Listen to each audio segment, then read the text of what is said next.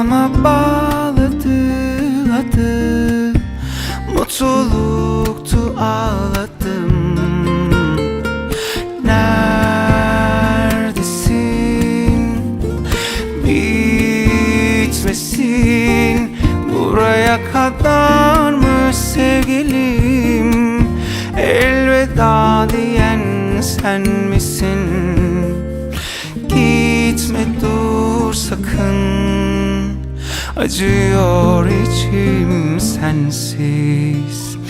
Gitme sevgilim, mutlu olsan da bensiz. Belki ben de hata yaptım, seni sevdim tek bir an pişman olmadan. Çok düşündüm, çok yalvardım. Tanrım alma canımı teniyle bir gün buluşmadan. Belki şimdi, belki asla. Ya ölüm ya aşk istedim dudağından. Uyuyorsam bırak lütfen, sen kal aşk ben giderim buralardan sabah olmadan.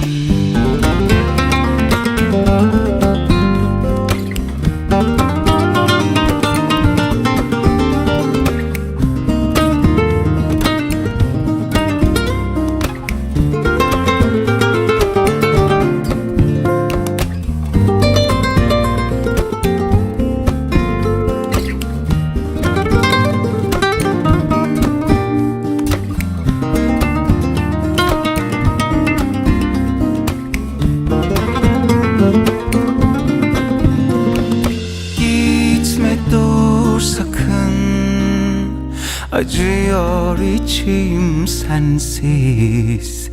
Gitme sevgilim, mutlu olsan da bensiz. Belki ben de hata yaptım, seni sevdim tek bir an pişman olmadan. Çok düşündüm, çok yalvardım. Tanrım alma canımı teniyle bir gün buluşmadan. Belki şimdi, belki asla. Ya ölüm ya aşk istedim dudağından. Uyuyorsam bırak lütfen, sen kal aşk ben giderim buralardan sabah olmadan. Belki ben de hata yaptım, seni sevdim tek bir an pişman olmadan. Çok düşündüm, çok yalvardım. Tanrım alma canımı teniyle bir gün buluşmadan. Belki şimdi, belki asla. Ya ölüm ya aşk istedim dudağımdan.